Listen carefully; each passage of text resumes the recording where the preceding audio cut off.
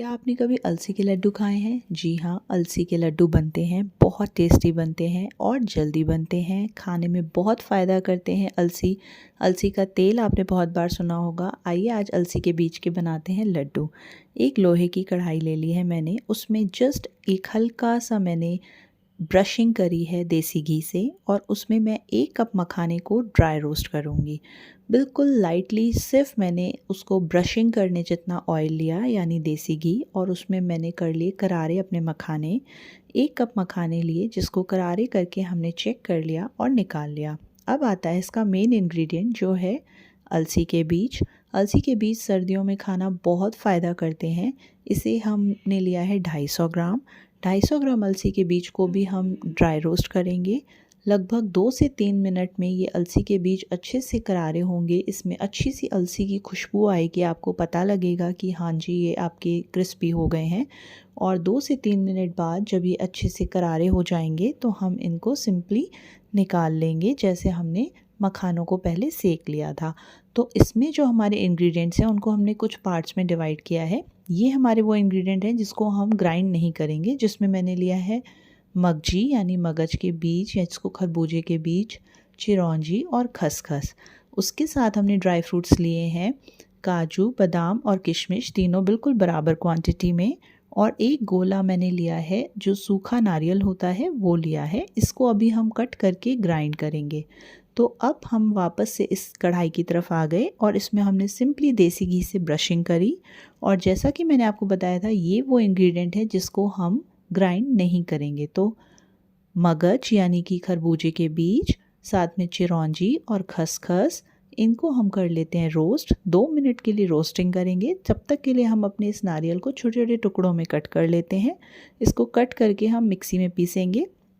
Mixie में पीसने के लिए आसानी हो जाती है। जब आप इसको छोटे छोटे पीसेस में कट करके इसको पीसेंगे ना तो बहुत इजीली ये अच्छे से इसका मिक्सचर बन जाता है और ये जब हम लड्डू फॉर्म करेंगे तो उसमें बहुत अच्छे से मिक्स हो जाएंगे। तो अब ये 2 मिनट में हमारे वो इंग्रेडिएंट्स रोस्ट हो गए जिनको हमें ग्राइंड नहीं करना है। तो एक बड़ी से परात में मैंने इनको ले लिया।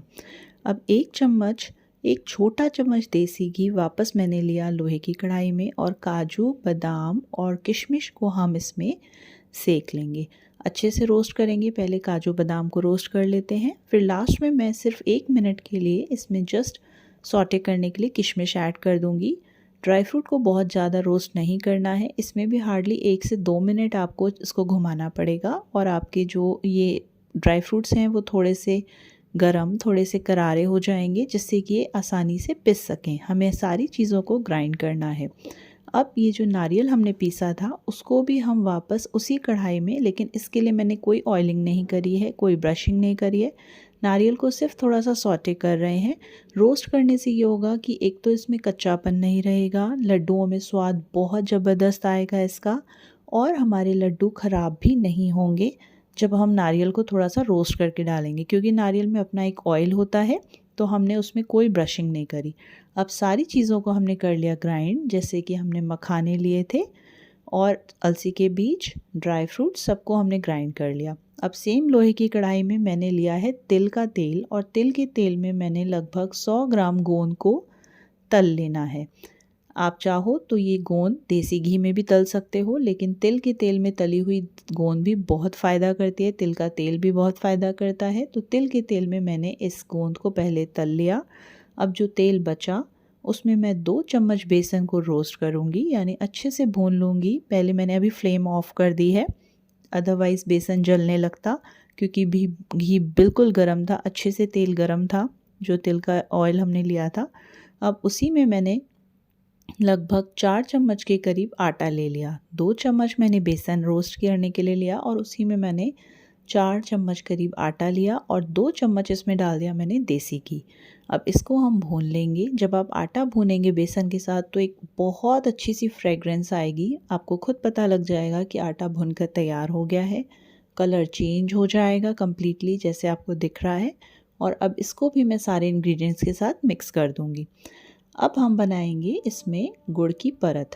तो इसमें हमने लिया है 3/4 कप ऑयल सेम कढ़ाई में, और मेरे पास जो गुड़ का चूरा होता है जिसको आप कह सकते हो, ये मार्केट में बहुत इजीली मिलता है, पिसा हुआ गुड़ है ये, और उसमें मैंने 1 चम्मच देसी घी डाल दिया। अब इसको हम लो फ्लेम पर बॉईल होने देते हैं। तब तक हम अपने ड्राई इंग्रेडिएंट्स को मिक्स कर लेते हैं। सारे इंग्रेडिएंट्स को हमने मिक्सर जार में मिक्स किया है एक्सेप्ट चिरौंजी, मगज के बीज और खसखस। उसको हमने सिर्फ ड्राई रोस्ट किया था और मिक्स कर दिया था एज इट इज़।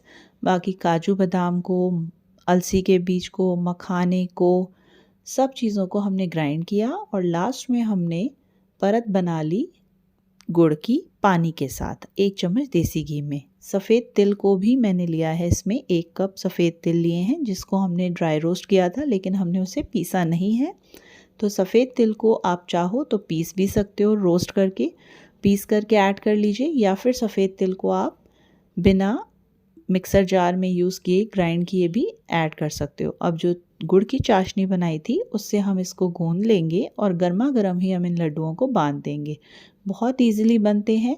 जितनी क्वांटिटी मैंने बताई है, अगर आप इसी क्वांटिटी और मेजरमेंट के साथ चलेंगे तो मैंने इसमें लगभग आधा किलो गुड़ का इस्तेमाल किया है और बिल्कुल परफेक्ट मिठास आती है। अगर आपको इससे ज़्यादा मिठास रखनी है तो आप और ज़्यादा गुड़ ले सकते हैं, बट दिस इज़ एडिकेट।